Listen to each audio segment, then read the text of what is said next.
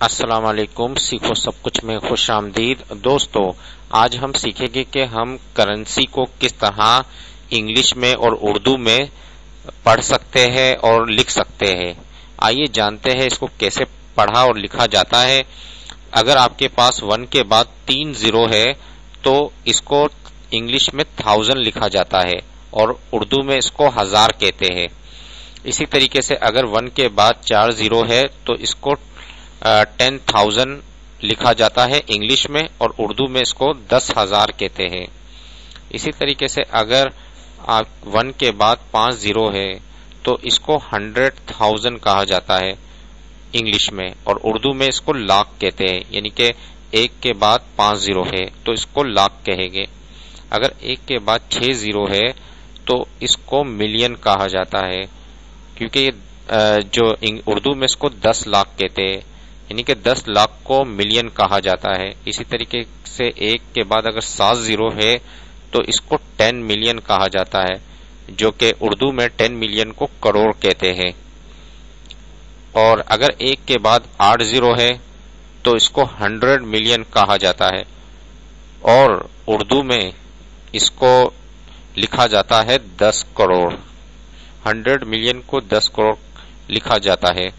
اسی طریقے سے اگر 1 کے بعد 9 زیرو ہے تو 9 زیرو اگر ہے تو وہ بلین کہلائے گا، اس کو ہم بلین کہتے ہیں، اور اردو میں اس کو ارب کہتے ہیں۔ آپ دیکھ سکتے ہیں کہ بلین کو اردو میں ارب کہتے ہیں۔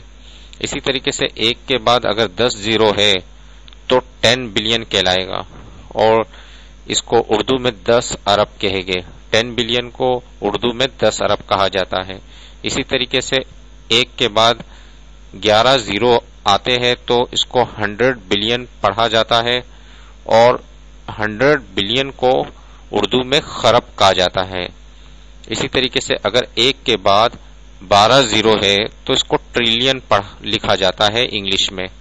ٹریلین کو 10 خرب کہا جاتا ہے، جو کہ ایک بہت بڑی رقم ہے۔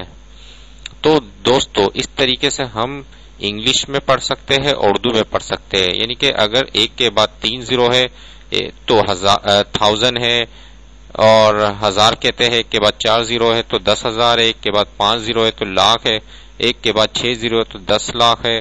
1 کے بعد 7 زیرو ہے تو کروڑ ہے، اور 1 کے بعد 8 زیرو ہے تو 10 کروڑ ہے، اور 1 کے بعد 9 زیرو ہے تو ارب ہے، اور 1 کے بعد 10 زیرو ہے تو 10 ارب ہے۔ 1 کے بعد 11 زیرو ہے تو خرب ہے، اور 1 کے بعد 12 زیرو ہے تو 10 خرب ہے۔ تو اس طریقے سے آپ کرنسی کو ریڈ اور رائٹ کر سکتے ہیں انگلش اور اردو دونوں میں۔